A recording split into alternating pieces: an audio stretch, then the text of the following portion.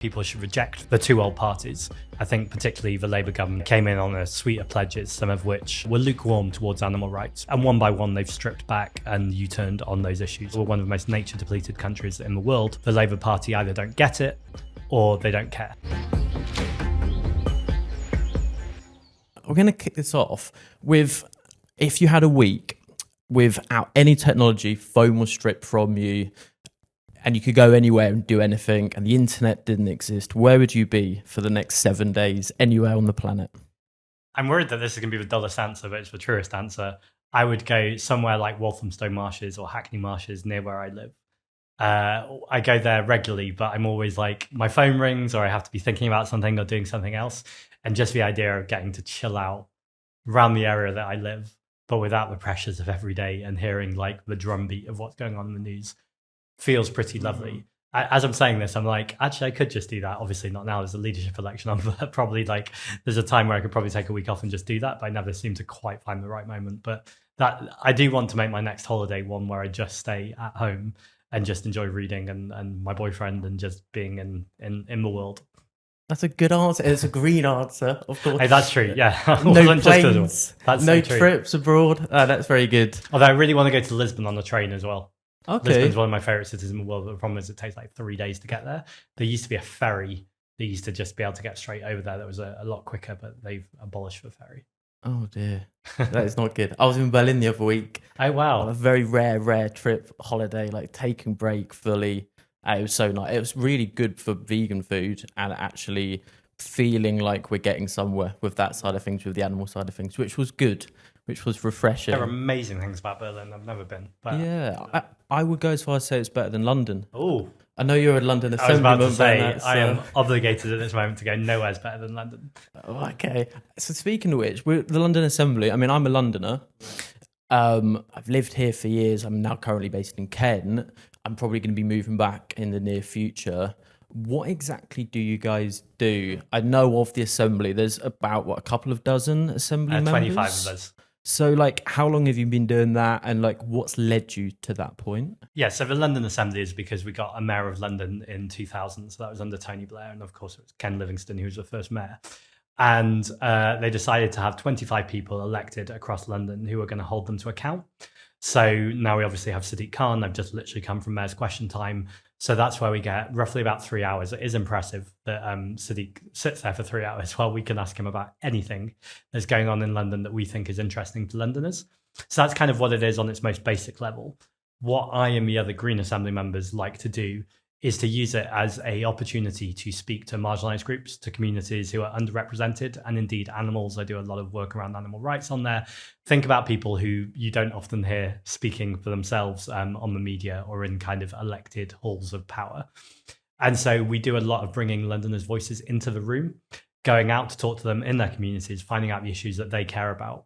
And then just today at Mayor's Question Time, I made sure in the gallery there were 2 people who were being severely affected by contaminated land. And said to the mayor, these people are in the gallery, will you go meet with them? Credit to Sadiq Khan, he did actually say, yes, I'm going to set up a meeting with these guys. And then I also said, but it's not enough just to meet them, we need change in London on these issues. So I think the London Assembly put best, or when it works best, is when we listen to Londoners, particularly the ones with the least power, and then act as a conduit, so we're speaking with them rather than for them, and then challenging power, whether that's the mayor of London, whether that's the government, whether it's big businesses, multimillionaires or billionaires, and using it to create change in London. That's also the same model I want to use as leader of the Green Party, future leader of the Green Party, hopefully, which is to make sure that we're always out there in communities listening to people, and those people who feel least represented, and made sure they have a seat at the table too. So speaking of which, then, what would you be doing over the next 3 or 4 years? Because obviously, not being a member of Parliament right now, what would be the plan going forwards to get the Green Party into the best position in 2029, when the run up to the next general election takes place? Absolutely, I actually think it's an advantage not to be in Parliament.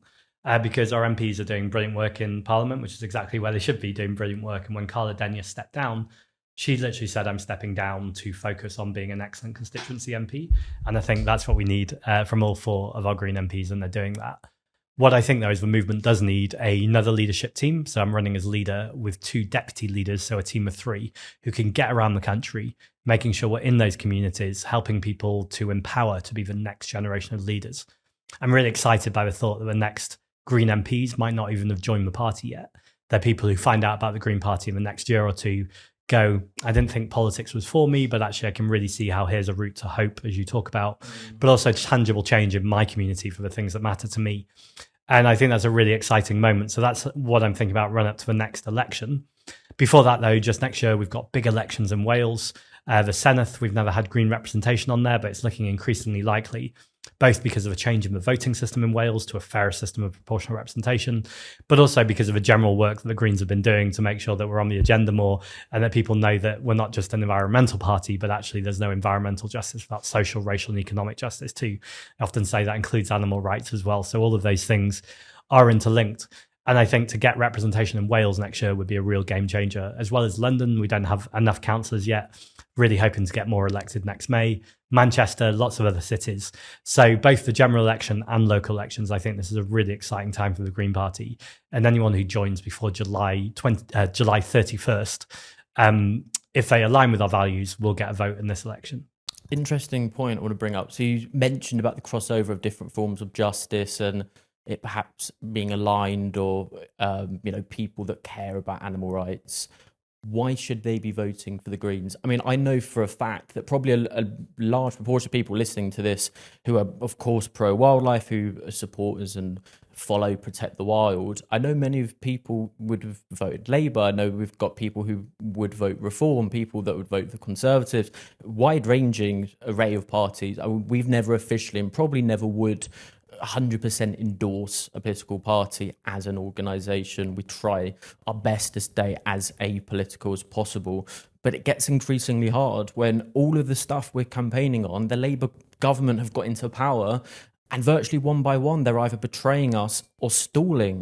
When it comes to the badger cull, they said it was ineffective and that they'd work to end it. Again, plain politics. This working to end, meaning they can spend years deliberating on something they know shouldn't be happening. When it comes to hunting, again, it's looking like it's going to be another 2 or 3 seasons, another 2 or 3 years of hunts going out and killing wildlife and, shooting hounds dead at the end of each season for failing to keep up. It's just disgusting. It's been going on 20 years. Where we're concerned, politics isn't helping us. The main parties are basically betraying us. So why should people that support Protect the Wild, that care about wildlife, that care about animal issues, feel like the Green Party is their party? I think you put the case powerfully for why people should reject the 2 old parties. I think particularly the Labour government, as you just said, came in on a suite of pledges, some of which were lukewarm towards animal rights, but at least they're a step in the right direction. And one by one, they've stripped back and U-turned on those issues. Obviously, not just animal rights, but in this particular question, for those of us who deeply care about both nature, we're one of the most nature-depleted countries in the world, but also species and wildlife more generally. The Labour Party either don't get it or they don't care. And neither of those things are not acceptable. That's not the only reason, though. And I think the Green Party offer hope here, and it's for hope that I want to put forward. I think we've got by far the greatest and most effective policies on animal rights. And factory farming, for instance. I'm vegan. I don't particularly want anyone eating meat or drinking dairy, but I also accept that people have a freedom of choice. And over time, let's have a conversation about a transition towards more plant-based diets. But before you even have that conversation, factory farming, no matter where you stand, is cruel. It's bad for people's health, and of course, it's disastrous and catastrophic for the millions of animals, billions of animals that are being tortured. And I don't use that word in a hyperbolic sense. It really is incredibly cruel. And I think it's very noticeable that we have a generation of children who grow up in schools who are taught that this kind of stuff is normal, rather than giving them the full information about what happens and what's going on in their so-called food. And I think it's important that any political party and politician is honest and clear about the facts around that. You mentioned the badger cull. That clearly is not following the science. We need to end the badger cull. I think people are often horrified by this and then get distracted by lots of misinformation, lots of different stories that go around, and then they put it in the too difficult box. We cannot put the survival of species in the too difficult box. And we ultimately need to be making the right measures to make sure that we're dealing with some of the issues that people worry about, but killing the badgers is not the way forward on this. And then to end all blood sports, trail hunting, completely unacceptable. And we know that far too often the super rich, so multimillionaires and billionaires, say that they're going to listen to the letter of the law, but there is plenty of evidence, particularly from the sab hunters, but all sorts of people, where the things that are going on, particularly in some of our rural communities, are completely unacceptable. And the Green Party wouldn't just pay lip service to that. We would take the actions necessary to make sure people were prosecuted properly, but ultimately that this was stopped and prevented in the first place. That's alongside a whole other load of animal policies too. But I think the reason why people should vote for the Green Party is because we're a party that doesn't have vested interests. So we don't take big donations from corporate companies. And I think a lot of the time when parties like the Labour Party and indeed the Conservatives are enacting policies that don't seem to be good for people of the planet, it's because they've been paid to do so in the form of donations. So they're just acting out on what they've been paid to do, even if it's not as explicit as that. Those big organizations don't give money unless they're expecting something in return. The Green Party only has two vested interests. It's people and the planet. And of course, animals is wrapped up in that. Good answer. A few points I was going to touch on and ask you about. So, I mean, one thing, it's great to hear a rejection of factory farming. I mean, I'm also vegan, running Protect the Wild. When it comes, though, can I interrupt you with one thing I should have said, though? Yeah. Is that people don't have to be vegan to join or vote for the Green Party, or indeed, I'm sure, support Protect the Wild. Yeah. And I think that sometimes it's been used by right-wing media in particular to try and divide people, to say, unless you live this kind of perfect lifestyle where you're vegan, you never fly, you don't drive, and all of those things, then you can call yourself an environmentalist or an animal rights activist or an animal rights campaigner. Yeah. None of those things are true. If you have the choice to be able to do those things, I'd encourage them. I certainly do too. But my politics is not about preaching or talking down or so-called nanny state about what people must or should do. It's about presenting the arguments that are the fairest, and also the idea that the polluter pays. Yeah, no, I quite agree with that. And I think if I'd met you a year or two ago, I would have in some way argued back and said, no, we must be completely pure and this is horrific and it needs to end.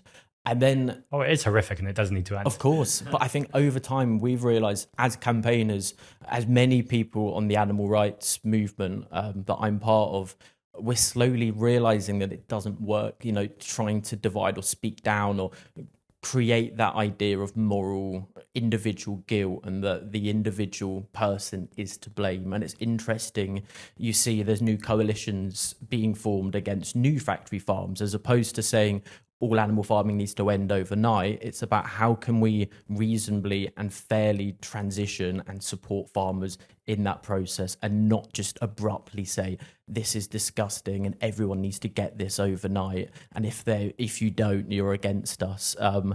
I like the fact that we've got to that point, because we need to be as inclusive as possible to bring new people in, and we need to be aware of the fact that most people in the public still consume animal products. They still eat animals, and it's still a societal norm, and we need to work in the best possible way to obviously break down societal norms against injustices, not just with regards to animals, but people and the suffering of individuals in society too. But how we go about that is something that we're grappling with at the moment. I'd like to get your thoughts on it. First question is science and reasoning and logic strong enough? Does it break through? I know you've been speaking a lot recently about eco-populism and trying to counter, right-leaning populism by perhaps trying to produce this broad movement of people who are aligned on social justice values and environmental values. Is it strong enough to just tell truth anymore? Does it actually work providing evidence and stats to politicians? And do the public care about what the truth is and what the facts are, or are they more led by emotion and fear? And how do we counter that as the left? How do we ensure that people are actually given, as you said, the right education about certain issues and problems, and are being presented facts and figures, when it feels like us as an organisation, the more that we show the scientific evidence, for instance, against a badger cull, they don't want to know. And I've got anecdotes from people that have told me they've slapped papers down on the desks of DEFRA ministers who have, to their face, said, I don't care what the science is, it's my policy and we're continuing on with it. I've lost hope. I will be completely honest. I've lost complete hope and faith in politics to actually provide wins for the things that, you know, we campaign on. How do we, yeah, I mean, how do we keep going? How do we counter all of this? Sorry, I've gone on a bit of a rant there. And It's a good, lot of it's questions, cathartic. but yeah, what's your sort of response? Well, to first that? of all, keep going. We can never stop. Make sure you're looking after yourself, though. It's a marathon and not a sprint. And I say that to you, but also to anyone watching this who sometimes feels exhausted by it all. It's a collective responsibility. It's a collective effort, and no one person or one organization needs to take it all on themselves. Graphs and spreadsheets don't break through. Stories do. And so our stories should never be fictional stories in terms of the fact, you know, based on lies or misinformation. That I would say is Farage's game. What I think we can learn from Farage, and when I say we, I'm talking about people who are progressive, but I'm also talking about animal rights organizations as well as being progressive, is the power of telling an effective story that grabs people in the heart and feels like it relates to them. And I think that's for hope. Someone told me recently, I have no idea if it's scientifically true, so there's an example of a story that might not be based in science, but they said that when you are offering someone hope and you're offering a kind of exciting, energetic vision, it releases serotonin in our body. Same as when we stroke a dog, and the kind of oxytocin is released both in you and in the dog through mirroring body language. And serotonin is a strong emotion, a strong chemical. But a much stronger chemical is cortisol, and cortisol is the stress emotion. Now, the reason why I'm saying that is because we can tell as much hopeful stories as we want. If other people are telling stories of fear and stress, those are the stories that people hear, because they react quicker to the things that they're scared of than the things that they're hopeful of. So what do we do about that? Well, we just need to step up our game. We need to make sure we have more powerful stories, that we have a bigger diversity of storytellers. I think particularly when we look at animal rights, it always strikes me that we're a country, we often say that are a country of animal lovers. We know people love their pets, their cats and their dogs. And we also know, hopefully, that when people put out fundraisers or donations for protecting animals, they often do well. That being said, there is a huge contradiction in that, in terms of, again, the amount of animals that are killed and destroyed in this country, and the amount of animal cruelty that goes on, and the fact that people aren't kind of out there campaigning against it all the time, suggests to me there's been a little bit of a paralysis, which is where people lose hope. They think nothing can change. They kind of lose hope in the political system. And I hear this a fair bit from people where they go, oh, I agree with you, but you're never going to change it. Or, yeah, your ideas are right, but under this political system, you're never going to win. And I just go, well, we'd all give up then. I think the only thing that can really spur you on with hope is going, well, even if it's only a tiny, tiny bit of hope, and I think there's a lot more than that, but even if there was only a tiny bit of hope, that's worth going for, because what else are you going to do? I don't think we have time to indulge giving up entirely. I certainly know the planet doesn't have time to do that. The animals we need to protect don't have time to do that. The global majority communities or ethnic minority communities, whatever phrases you use, don't have time to do that when they need their representation. We had literally racist riots on our streets last summer. So everyone who needs us to step up right now, for me, is for hope, where I don't have time to worry or indulge about whether I feel hopeful or not. I just have to get on with the job. That's all said with the caveat, though, that if anyone is feeling like they're about to burn out, then it's time to put the phone down, stop reading the news, and go touch grass and do something nice, enjoy the fresh air, and don't feel guilty about it. I think it's all really important to refresh sometimes and then be ready for the next battle. I wonder to what extent, I mean, our issues that we've got within the animal movement is always a lack of money, a lack of resources, a lack of cross-group sort of support for each other. Groups, you know, we're all fighting for the same little pots of money. And the other side have got it easy, because their game is simple. It is maintain the status quo within society when it comes to, say, keeping bird shooting legal, or, you know, with regards to hunting. All they need to campaign on is to keep things the same.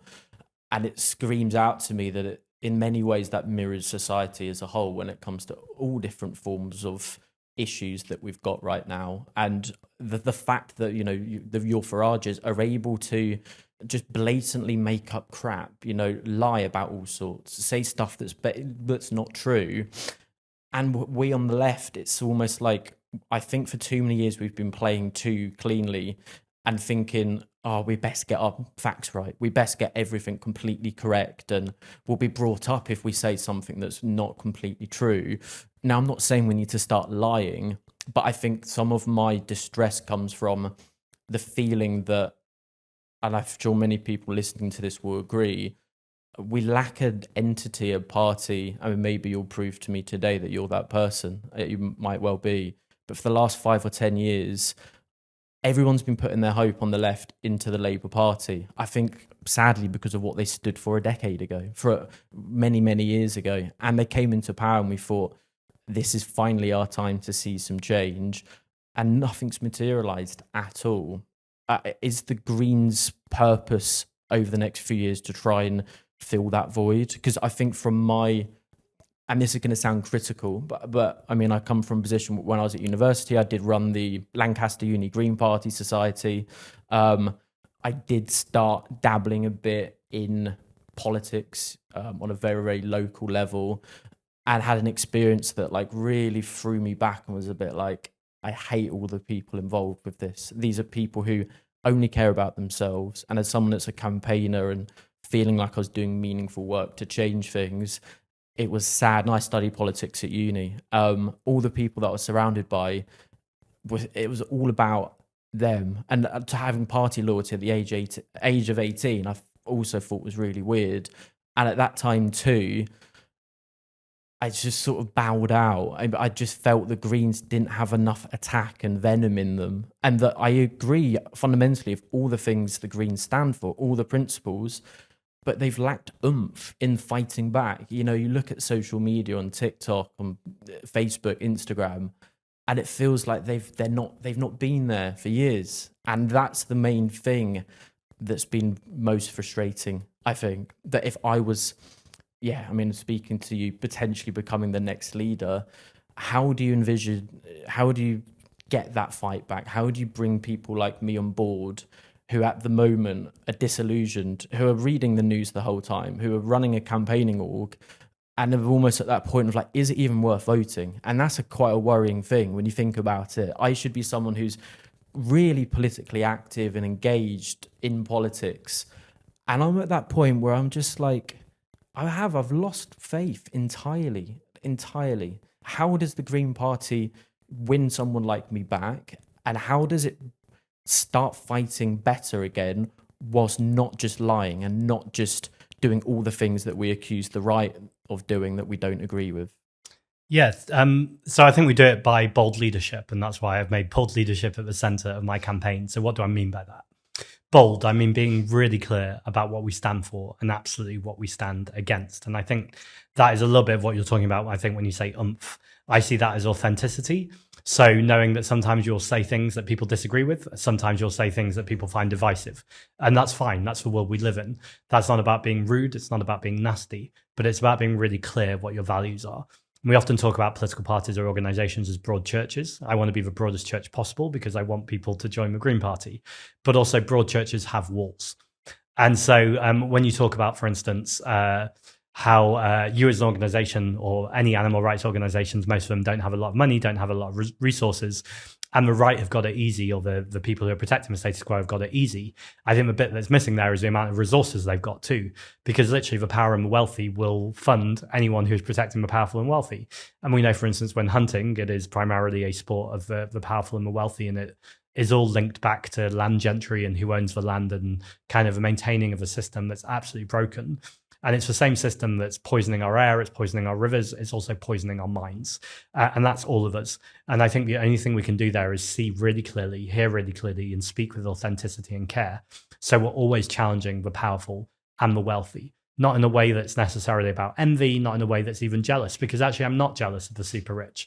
You look at someone like Elon Musk and they have a drug habit, and I don't mean to shame the drug habit. Lots of people have problematic relationships with drugs, but whether it's Elon Musk or lots of people who are wealthy, Donald Trump is constantly whinging. He's president. He's one of the most powerful people in the world. But all you ever hear him saying is about how people are mean to him. And it's kind of this narcissistic trope that runs throughout people with, I'm not talking, people who are moderately wealthy or who have worked hard and are kind of getting through with their small business. I'm talking about people who are more wealthy than, most of us could possibly imagine. They are earning more money while they're asleep, while the rest of us are working with our hands, our mouths, or our brain. And so that huge inequality in our society is driving all of these things. So I think it's about being bold. I also think it's about leadership. And I don't just mean my leadership, I mean everyone's leadership. Yours in terms of finding your kind of oomph again yourself and going, actually, I do play a role in this and I have a really important role to play in this. And everyone does, whether you work for an organization, whether you're someone who is just worried about your family or you're, someone you work with, or you don't have a job. But everyone has to have a story. This needs to be a national story that they can see what part they play in it. And that's where I do think the climate crisis is interesting, because after the Second World War, there was a whole kind of transformation of this country where we built the National Health Service, and Bevan and Attlee kind of went, okay, what does a society look like that puts compassion, care, and public services at the heart of it? And I think it's as simple as that. I think it's about telling people or speaking with people that we will reduce bills, that we will defend the National Health Service, that we will tackle the climate crisis, and we will protect the well-being of animals, because animals are a part of our society and part of our planet. I think that's a unifying message. And I think the people who try and not make it a not unifying message are the people who have been out there to protect wealth and status. Now, as far as the Labour Party go, I'd say for a long time they have not been the alternative. After Jeremy Corbyn left power, Clive Lewis, who's on the left of the Labour Party, tried to get on the ballot paper to run for leader. He couldn't even make that ballot paper because not enough MPs within the parliamentary Labour Party backed him. Since then, we've had hundreds of new Labour MPs who largely come from right-wing think tanks and lobbying organisations. So I think if anyone's still thinking of supporting the Labour Party, they should be pretty much dead to them by now, because they are not going to be a vehicle for change. And you increasingly hear people say, I've got to stay inside and fight the Labour Party. We're speaking on the same day that Unite, the union, have suspended Angela Rayner from the organisation. And I think that's because the Labour Party's slogan used to be, workers of the world unite. I can't even remember the slogan. That's how distant that seems from today's Labour Party. They are there to protect, again, the powerful interests of the wealthy. And if that means destroying the planet or animals have to die, then so be it from a Labour Party's point of view. So in terms of giving you hope and oomph, I think it is the bite of the Green Party to know that we're a compassionate party that want to centre kindness, that want to centre people and the planet. And at the same time, as well as protecting the marginalised, we also absolutely want to challenge the powerful and the wealthy. And I don't think that's an abstract idea. I think for the last few years, myself and many other Green Party elected representatives have been taking this fight on the media around the country, not getting into fights for fight's sake, but where there is a divisive issue where you have to stand on the right side of history, making sure that that is non-negotiable. And I and the Green Party, I believe, will always be in the right place. So a couple of things with that. All sounds great. My counter argument would be, how do you or the Green Party as an entity itself prevent yourselves going down the same route as other parties? If the Green Party becomes this brilliant broad church and has millions more people behind it, and your vote share increases and you have more MPs, how does the Greens prevent, the elites and those with loads of money who are bankrolling the Labour Party from slowly starting to infiltrate the Green Party and slowly trying to take over and water down the principles of the Greens? Is there any long-term, I assume, is there some constitutional binding document that states you don't take donations from certain people or groups over a certain limit? Is there anything on paper in place to prevent that situation from happening? I guess that would be my sort of long-term fear. And just on the environmental point, with obviously you touched on the fact with cortisol levels being released by people and people responding to fear more than hope. Is there, ironically, hope in actually trying to get across the scale of the climate issue to people in a way that the Green Party really starts taking that on more and tries to win the battle of fear by getting across, look, the planet's in a really dire state, nature is in a horrendous state, wildlife is suffering across the board. We're one of the most, as you pointed out, nature depleted countries on Earth. Does the Green need to start really honing in more on that and getting across fear through those things in order to increase its support? So I think there's three things there. The first is, I believe the Green Party is already that party. We're the party that has had the most sustained growth of any national party in British politics. So just to give some quick numbers, we've got over 800 councillors, 4 MPs, 3 London Assembly members. And at the last election, we got nearly 2 million votes. Now, the Labour Party got 11 million votes, and sure, that's a lot more. But when you think about how many seats Labour got under the unfair voting system compared to the amount of votes the Greens got, you can see how with a lot of work and a lot of campaigning, you can be a real contender quite soon. So this is not an impossible ask that's being you can very quickly see a wave of momentum, and I do believe that will happen. We're also the only party that in the last 8 local elections have made net gains in every single local election. So we haven't gone down, we've just kept building in the kind of period of sustained growth.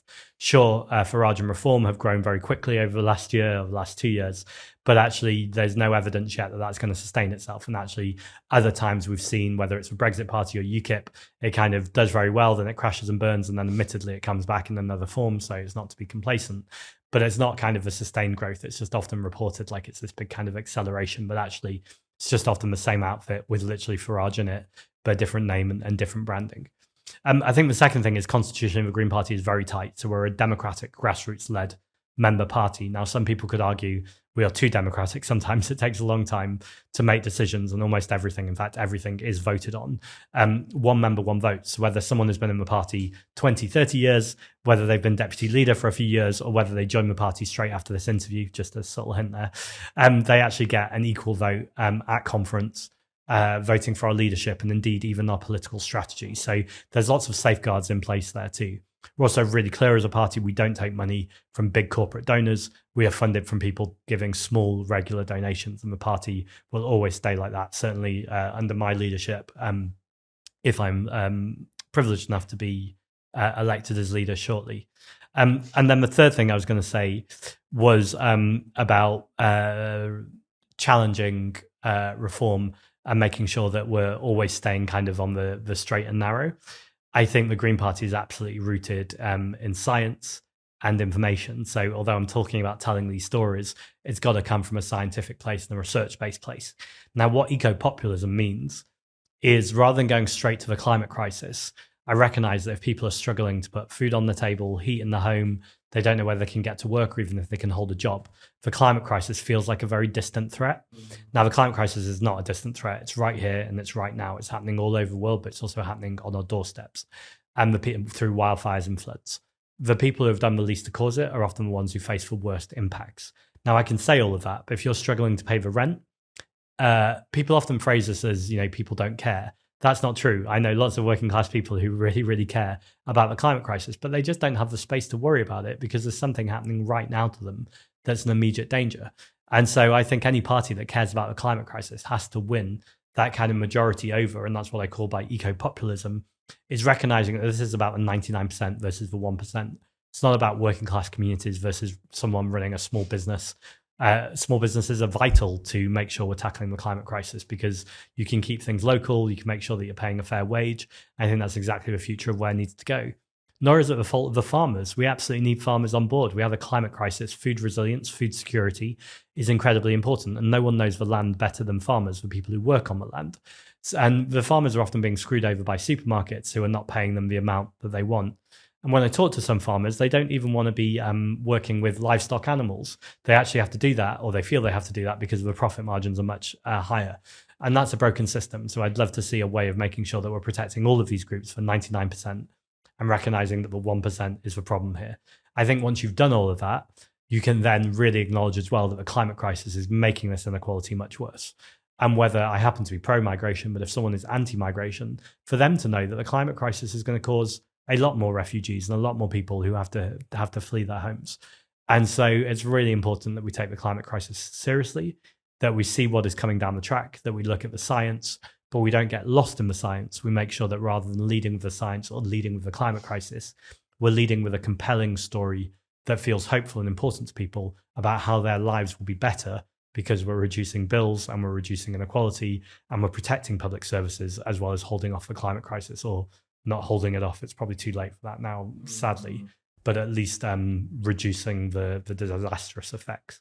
Yeah, tougher game our end, isn't it? That's for sure. It's trying to directly prove the parallels between environmental damage on a global scale to how people's individual lives are affected compared to those on the other side who've got it pretty easy, who just can easily say this is to do with loads of people coming into the country that shouldn't be here, and this is why your life's rubbish, and this is why everything's going up in costs, and this is the cause of the housing crisis that we face. And as a campaigner, it's really tricky with deciding to what extent we try and go down the scientific evidence-based path, because it's funny, is there not a contradiction in you calling for there to be better storytelling whilst also ensuring everything's as evidence-based as possible? I'll give you an interesting example of a project and a potential charity we're actually looking at setting up.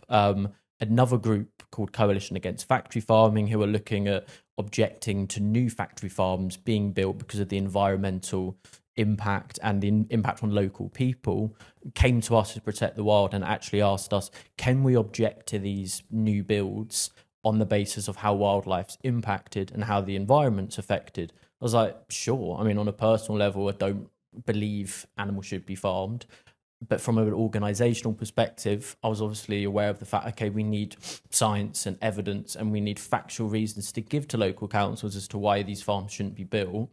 I then did a quick Google, looked up, environmental damage in the UK from factory farming, impact on wildlife, and there's virtually nothing on wild animals at all. It was staggering. I mean, there's a fair amount to do with river pollution, with intense poultry farming, and runoff into rivers from pollution produced by these facilities.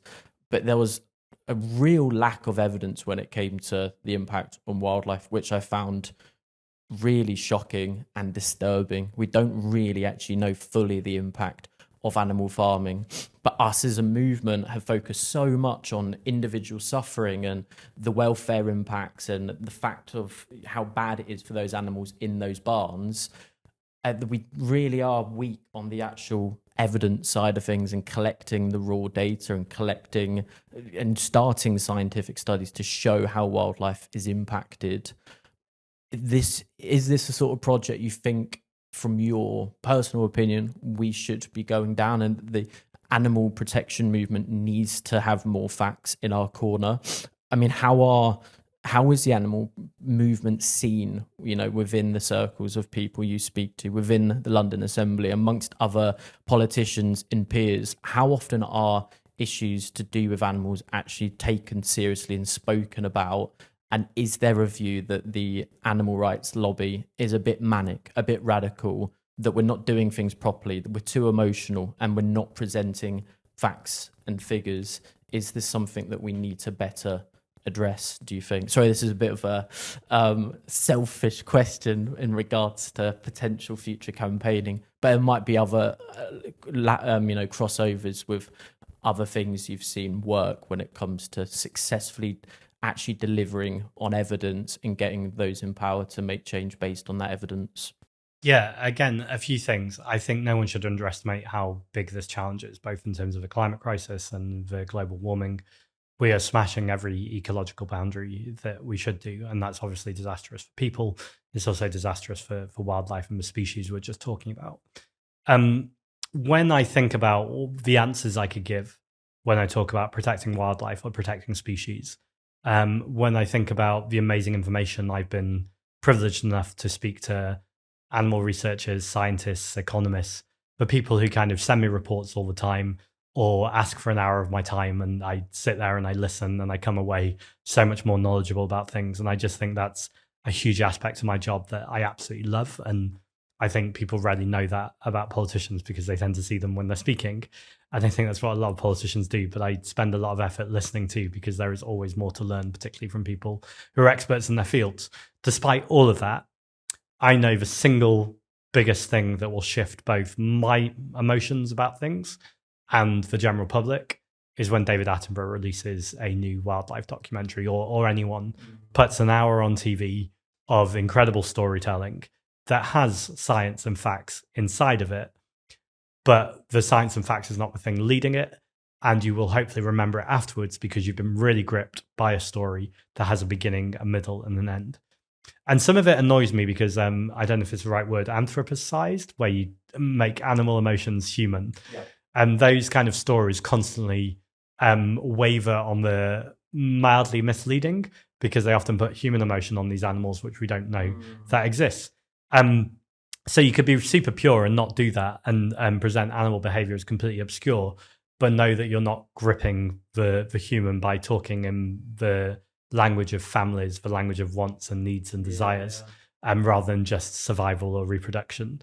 And obviously no one knows because we're not in the animals' heads, but I think there's probably some animals that are very close to our emotions and are very close to our stories. And I think there's other animals that are just weird to us because it's a completely different ecosystem. But David Attenborough, and I think is most powerful when it tells stories that we understand and people go away and they feel moved and they feel compelled to do something about it. So if you're asking me what do I think is the most powerful way, I think it's storytelling. And that shouldn't be a surprise because before as an elected politician, I was a theatre actor working in community theatre. So I think story underlies everything. That all being said, I think if you just had animal rights organizations just always telling stories, that's not a diverse ecosystem. And we need biodiversity, both in terms of nature, but also in the way that we campaign. And I think there is absolutely space for animal rising, Extinction Rebellion, kind of, don't want to say the hard end, that's what the Daily Mail would say, but the more kind of, they wouldn't mind me saying radical end of, we're going to smash stuff up or hopefully non-violent direct action rather than smashing stuff up, speak clearly and disrupt without actually, I'd say with Animal Rising specifically, they're very big on their non-violence and exactly. legal actions at the moment. Just to clarify, there we go. In case anyone's of a big thinking of being them. litigious as well. Smearing Animal Rising is definitely not the organisation. I love Animal Rising, and big up to what they do and do to kind of raise attention to issues. I also think that's very off-putting for lots of people, and that's fine. I don't think, again, I'm not a spokesperson for the organisation, but I'd imagine they go, yeah, that's fine. We're bringing attention to things. We're raising the alarm, and other people are adding the facts and the science that other people are doing the political lobbying. On the other side, you have organisations who I won't name, but have deep respect for, who do lots of reports, put brochures out, have receptions at Parliament that I sometimes go to go hear a speaker. We all agree this is important, and then everyone kind of filters off and gets on with their day.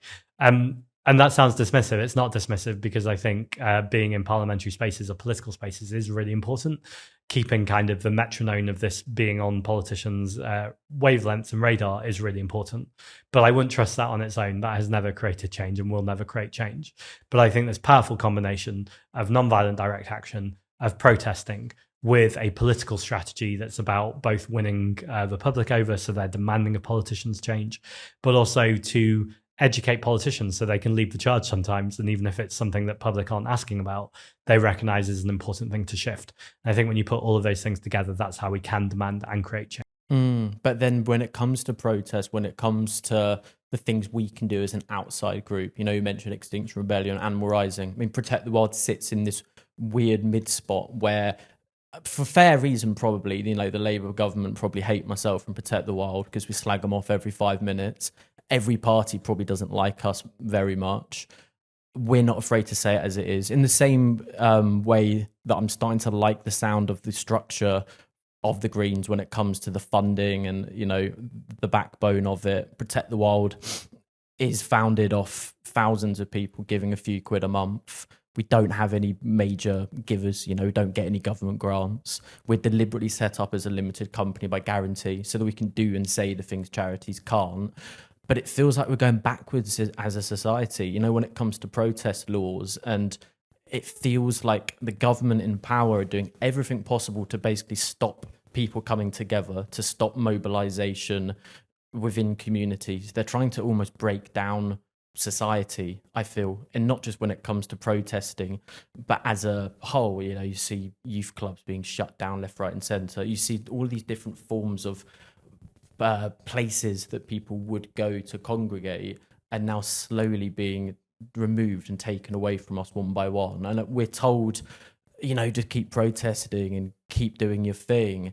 But it's like, well, every time, groups start actually getting anywhere and getting attention, the government use it and weaponize it as a means to remove our rights and remove different ways and forms that we can be protesting. It really does feel like we're going in the wrong direction with that. So my question would be, if the Greens were in power, let's say tomorrow, what things could and should be done immediately to change that situation, to give power back to people, to give voices back to people like myself and other campaigners, to feel like they're part of the democratic process?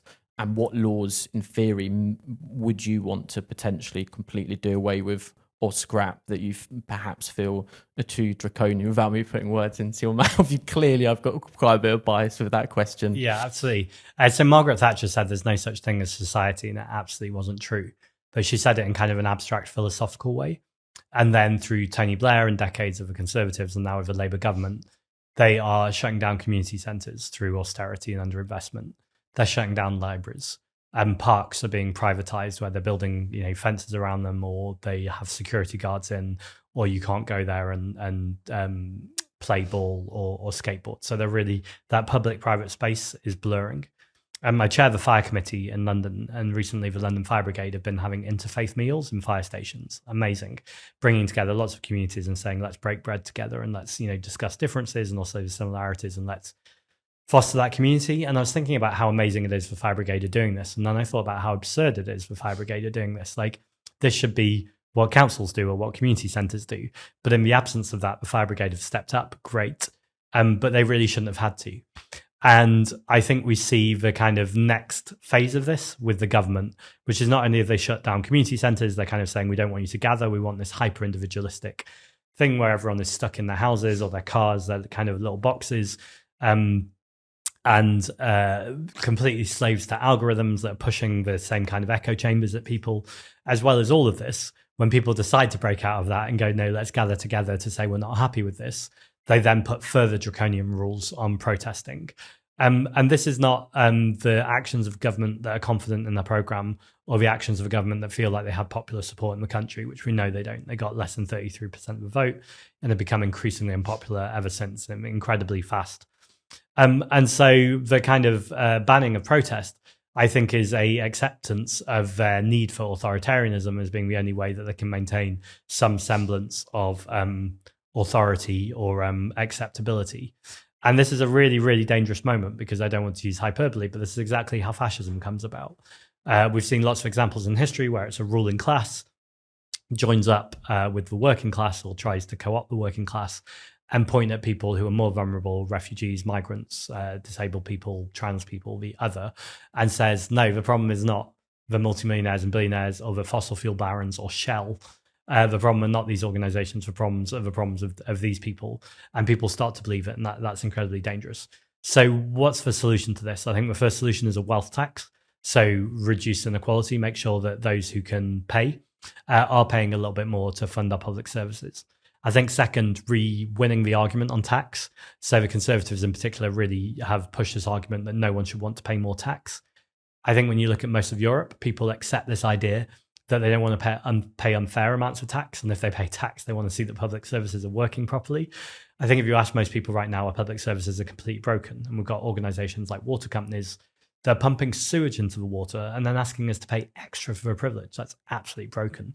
So it's time to nationalize the public services and also make sure that when people are paying tax, we're really clear that we're asking them to pay a little bit more, but we're going to have a more equal society where public services work. And you actually will have to pay less if you're middle class, for instance, because you won't have to be going to private services. The actual things that the state should be providing can and do work. And whilst you still have the choice if you demand it, anyone can then access it and no one is excluded from society. I think these are the ways to chip away at these things. I think proportional representation would make a big difference. So everyone's vote actually counts and seats would match votes. I think it's a real issue that we've had this broken first past voting system. I do applaud that the government just this week are bringing back the supplementary voting system for mayoral elections. That's something the Tories took away. And I'm pleased to see the government bring it back because it is a fairer voting system. And I think on top of all of that, I said that the Green Party is hyper-democratic, but I think that's a really good thing. Yes, it makes things slow sometimes. Yes, as deputy leader, sometimes it's frustrating because you want to move faster. but it means you have to work harder to make sure people are with you. And it means you have to co-design and you have to listen. And I think it makes you a better politician, but also it results in a better politics that is a better result for everyone, both in the party, but if you're doing this in the country, for everyone in the country. So I think the main kind of mission of the Green Party would be how we run the party, which is to make sure that we're having things like citizens' assemblies, that the people most affected by decisions are at the table from the very beginning, that rather than notification, we have actual consultation, where it's not that the powers be decide something and then say, you're having this whether you like it or not, we're just consulting you on this minor issue. You actually treat people like adults and intelligent adults, and you go to them and you say, here's the problem, it's the climate crisis, or it's species extinction, or it's we need to reduce the amount of traffic on the road. We know that you won't like X, Y, and Z solution because of this. So let's work together to find a solution that meets the problem, but also is a solution that everyone, or the vast majority of people, can buy into. And even those who don't agree with it can feel respected and listened to, and they've had an authentic say in the process. I think that's how we change the country. I think the sad irony is when it comes to a lot of the core principles underlying the Green Party, obviously when it comes to the environment, is the vast majority of people do agree. I think it was Greenpeace or another campaigning group did some sort of polling or surveys. I'm always seeing it quoted. I can't remember the exact number, but it's around 80% or more of people when asked, are you concerned? Do you think the government in power should be doing more when it comes to the crisis, when it comes to the planet? Yeah, super high. But there's that weird, I don't know if there's a specific name for it, when everyone thinks the other person doesn't also agree, or thinks that their neighbour perhaps would be against that idea. And so we're all sort of suffering in silence. But then if you champion or talk about the Greens or, you know, different groups, there's that fear of feeling like you're seen as this radical campaigner, extremist character that's, you know, some eco warrior. But I think when it actually comes down to it, the sad fact is most people do agree, you know, that things need to change. I'm going to end on a couple of just short, can I just say that because you said you suffer in silence, and the answer is don't be silent. I mean you, but I mean anyone listening to this or watching this, don't be silent. We need to speak up. We need to step up. And actually there's even more polling that shows when people are asked, the Green Party come out as the most liked and trusted party, and also our policies are often the most popular. Where we poll much worse though is people thinking that we can win. So actually the answer to that is for people to speak up and say more people are supporting the Green Party than ever before. Your vote does matter and your vote does count. And whether in your particular area the Green is going to win this time or not almost doesn't matter. I mean, I want to see more Greens win, but in this time round, it doesn't matter. What you're doing by voting Green is sending a message to the future MP or the future councillor or whatever level it might be, and to the government to say, actually, the way things are happening right now, we are not happy, and we are willing to make sure that we're voting and we're supporting those people who will stick to their principles, who will put forward the policies of environmental, social, racial, and economic justice. And again, being silent is exactly what they want us to be, because the media have pushed a narrative for a long time that no one cares about climate change. Whereas actually, as you said, the polling shows over and over again, people want to see climate action. But I think when we actually have the ability to vote, and we have what I think is this illusion of democracy, where every 5 years, my dad always laughs and jokes with the person in charge of, you know, the little desk, and they sit there ticking you in, and they say, see you in 5 years' time, my dad says to these people, and they both laugh. And it's like, it's not funny. I mean, this is like, aside from local elections, it's almost all that we've got is putting a cross next to the name of someone who we have blind hope that they won't be like the last lot, and that they're not funded by some ultra rich character who's basically just doing their bidding. I mean, when it comes to silence, it's funny because I caught myself thinking, well, I'm as loud as you could sort of possibly be. You know, I'm doing this podcast. I'm put my face all over the Protect the Hard Instagram account and TikTok, and I'm always speaking. And the Badger Coal petition that went to Parliament, you know, I launched that, and it's now going to be debated. But then I'm having the most despairing, hope destroying conversations with people behind the scenes about that very petition, where I'm speaking to colleagues and saying, how do we ensure that this petition calling for this thing isn't weaponized by the other side, isn't infiltrated? I don't know if you saw recently, Chris Packham's petition about banning driven grouse shooting was debated in Parliament, and it was attended by these awful pro-shoot MPs, a Labour MP of which was actually given 10 grand by someone with connections to bird shooting. Of course, very suspicious, very odd. Why he was then standing there very vocally in support of bird shooting. Who could imagine? Complete coincidence, of course. But it's just, I mean, our side was decimated. It was a complete demolition job. 6 months are spent, hours of people's time rallying around this petition to get it to 100,000. And I've sat in two prior ones that we've got to 100,000 on different issues. And I'm sat there with my head in my hands with an MP in front of me who was making up figures and lying. And of course, me as a citizen, you can't say anything or you're removed. I feel silence despite being as loud as possible. And I think that's what's making me so frustrated. So to end this, I'm going to ask you. Well, it doesn't have to be it's not silence versus loud. It's silence versus effective. And I'm not saying that, well, you've been ineffective at that. I'm not saying you're ineffective generally. Definitely not saying that. Join the Green Party if you haven't already. I mean, we're voting constantly. Like, everything is voted on. Everything is democratic. And people often say to me, it must feel dire, all of these things are going on. And actually, my experience is every day I'm making a decision, and not just because I'm deputy leader, but anyone in the party, to go, oh, actually, that's where I want to put my focus. That's the campaign I want to make sure happen. Because ultimately, I want to make sure when those debates are happening in Parliament, whether it's in Parliament or a council chamber, that the right people are elected who will speak up, who haven't taken money from vested interests, who will represent the best interests of the most vulnerable and the people who can't, or animals who can't speak for themselves. And yes, we're up against it, but all of those things are changeable. We know exactly how to do it. We just have to organize more effectively, work more effectively, and be smarter in our strategies. I quite agree. And I could spend hours speaking to you about what specific strategy should work best. And I think we're at a frustrating crossroads where we've built this movement of so many people on the outside, but then it's realizing it's all very well presenting the issue and getting mass awareness of a problem. But then when we're not effective in the inside game, we don't employ someone to do the lobbying, to speak to MPs. When you're seen as that radical flank within the space, and that the more reasonable groups are the ones that are being spoken to by MPs and get into those meetings, we can't be effective on the outside if we want to be effective on the inside too. It's almost like we have to pick, and we have to decide to weaken ourselves internally in regards to how politicians see us, but it strengthens us in being able to be like really cutthroat with how we deliver messages and how we say things, and we don't pull any punches with who we blame for the problems that are going on. But it means those responsible for those problems equally don't listen to us when the time comes. So it's really tricky. It's really tricky, that balance. I mean, so on that subject, I think it's interesting. I went into this podcast with you, Zach, thinking, and I'd sent over to you a whole list of questions and some quick fire stuff, and it was really structured. And normally my videos, they're sort of part scripted, and it's been a nice realization, hopefully for you too, but it feels like it's been some sort of almost political therapy in a way.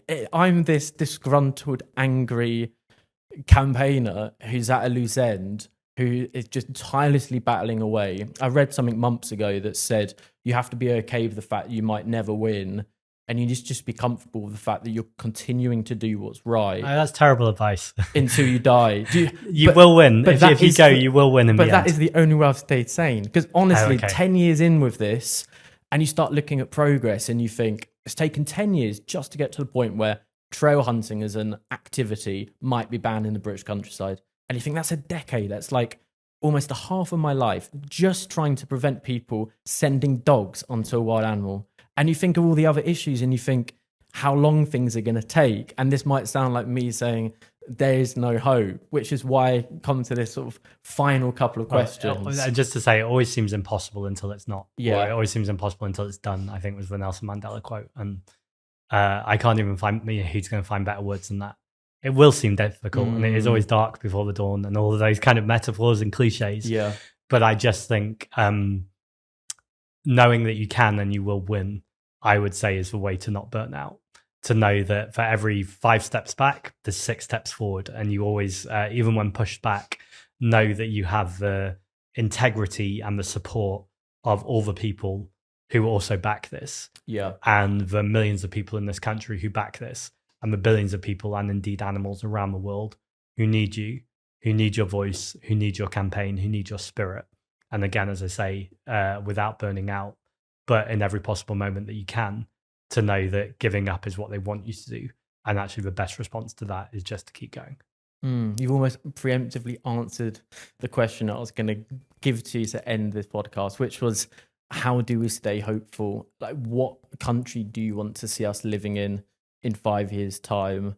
How do you think we get there? Actually, before that, before our final message of hope, I was going to ask a bit of a curveball. What's one thing you've changed your mind on? One could be in politics or life as a whole, that you've lived years and then you've had some sort of realization or something where you thought, do you know what, I was wrong on that, or I flipped my perspective on something. Is there something? Yeah, I mean, most obvious is being vegan. Like, for years, I was a meat eater. I've been vegan now for 12 years. And I often think of that as like hope as well, because it's not like I was just a meat eater. I was like having McDonald's, very worst kind of, not even meat, like a few times a week, like an awful diet when I was a teenager in my 20s. And I just think, if I can go on that journey, because I heard powerful stories and because I went to the right campaigns or just picked the right conversations, and actually anyone can change their mind about anything and get anywhere. I'm sure many people know about the vegan butcher, say someone who was in the meat industry for a long time, who now has stayed as a butcher, but only does obviously plant-based products. And again, when I was chatting to him recently, he was just talking about the journey that he's been on that you might think impossible. I'd also say, as it links back with the last question, but London Fashion Week is sponsored by the mayor. So this year I kind of pushed him about the fact that they hadn't banned exotic skins and they hadn't banned feathers at the London Fashion Week. And just a trigger warning, but exotic skins is literally where a crocodile and alligator is pinned to a tree and then its skin is ripped from it alive. There's no humane way to kill an animal or to steal its skin, but this is particularly cruel. And I presented it to the mayor, pushed on it. It's now banned from London Fashion Week. And that happened relatively quickly. And I think it's just about making sure we've got the right people in the right spaces with the right story who can push at the right levers. Sorry, what was the last question? What gives me hope? That's given me hope. Yeah, well, that's exactly what gives me hope. And that it's not a one-person job. It's literally everybody who cares about these things doing their part. And sometimes that part will be running to be leader of a political party. Sometimes it'll be running an organization, running a podcast. Sometimes it'll be, dropping off a leaflet or sharing things on social media, or just having a conversation with a friend, a neighbor, or a colleague who's a bit more cynical about all of these things. All of these things add up. And when you look back, you never know what the point of change was. You never know what was the thing that tipped the tower. But ultimately, if everyone plays their part, that is how we will change our towns. It's how we'll change our cities, and it's how we'll change the country. Again, full of top answers, Zach. Honestly, been an absolute pleasure. Thank you so much, Rob. I didn't think I'd say this in all honesty at the start, but I will be joining the Green Party, I think, as a result. It's so refreshing and inspiring sitting across from someone who I have full belief and faith in, that actually cares about people and animals and the planet and has principles and is putting herself out there, is standing and, is doing something bold and is trying to get the Green Party to be a really, really powerful force within Parliament and to hopefully change the system from within and to bring power back to people's voices, strengthen communities and not divide them. I'll get my membership form filled out online after this. And it takes a few minutes. And I'd also say, just to anyone else who might be thinking of joining, if you join before July 31st, you get a vote in the leadership election. I obviously have an interest in that. But what I would push even further is, this is the first time ever in Green Party history, the entire executive is up for election. The executive are basically just for people who are making decisions on things like our communications, our political strategy, how we manage our affairs internally, all of those kind of things. So actually, it's a lot of power in that vote. And if people are, even green curious, as long as they align with our values of environmental, social, racial, and economic justice, to join the party now means you have time to research all of those candidates. So it's all up online, and then have your vote in informing the future of the Green Party. And that's important, obviously, for the Green Party, but more importantly, I think that's important for the country in terms of the country needs a strong, effective Green Party. And that's the internal debate we're happening right now. So join the party and get involved. Well, I'll be backing Zack. I think it's a nice way to end. I'll let you enjoy the rest of your weekend and cool off a bit, but absolute pleasure. I think it's really interesting. Thanks so much, and keep up the today. good work. Likewise, thank you.